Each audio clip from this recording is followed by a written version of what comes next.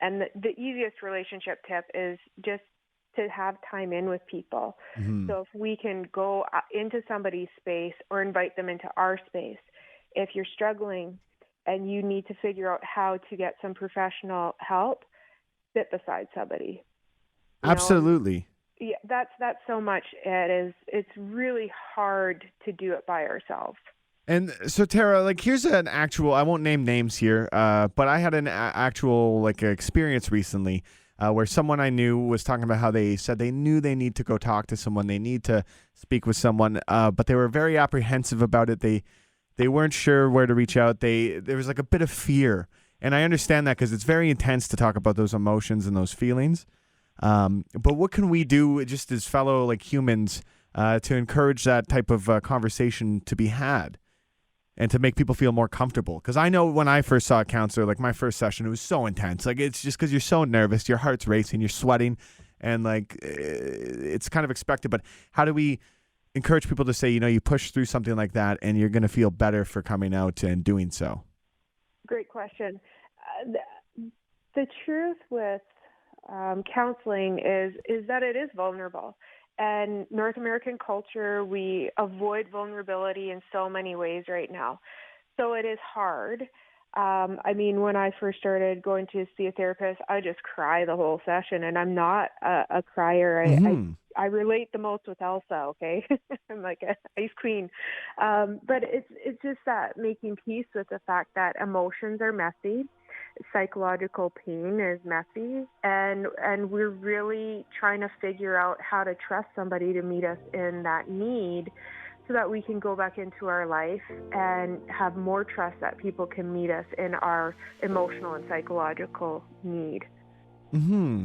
I think that's one thing you can definitely do. Like, just whenever someone's reaching out, absolutely just say, like, hey, it's okay. I've done it. Relate to it as much as you can, because everyone just feels like they're so alone in it, and then no one could understand. And it's true, everyone's unique. But one of my favorite athletes, DeMar DeRozan, said, like, I don't care who you are, everybody goes through it. And like you said about yourself there, like, you're the Elsa. I'm always like, the Virgin Radio bad boy is a silly joke I always say and toss around here. Like, I'm unfazed, I'm unchecked. But like, I don't know. Everyone gets sad. Everyone gets in their own head. And how do we make it just more comfortable? Is it as simple as your Instagram page, just posting positivity every day and helping you understand your own mental health a little bit? Because I noticed that's what you do on there, and I think that's very helpful for people to just take those moments in and decompress. And I really appreciate your compliment on our Instagram. That Instagram page, I love it. And that is so good for my mental health, that I get to contribute, get those positive posts out, get to put these little blogs out, and it's a free resource for the community. So if you don't know how to access mental health, or you, for whatever reason, can't find a good mental health intervention that's free, this is something that is for our community as well. And the more positivity we put out, the more positivity we experience within ourselves. And that also is something that's good just for our mental health. And plus, it's the stigma. The more positivity, the more mental health minded we are, the more we're contradicting the stigma of mental health. Mental health stigma is the enemy of mental health, just as isolation is an enemy of mental health.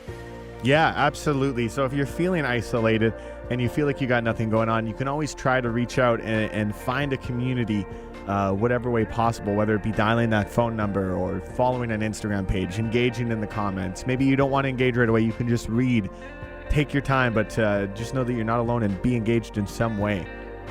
100%. And there are tons of excellent counselors, psychologists, social workers, mental health interventions all over Edmonton, Sherwood Park, and surrounding area. So if you're looking and you want to find the right fit, the odds are you can find somebody who will really connect with you. And it's okay to be choosy when you're seeking out mental health intervention. Absolutely.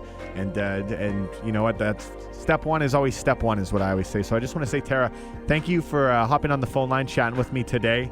And at the same time, where can they find you on Instagram or Facebook, Twitter, if they have any additional questions?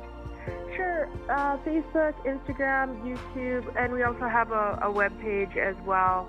And we always have people answering our phones. We believe that answering the phone is really important. So we make sure we have, 2 or 3 people answering our phones 6 days a week. Perfect.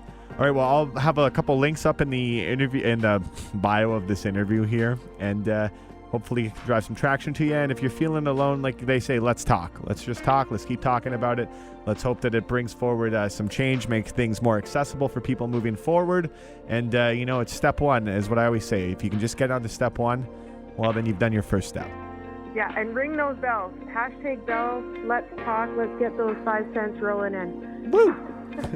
Thank you, Tara. Thank you so much for doing this.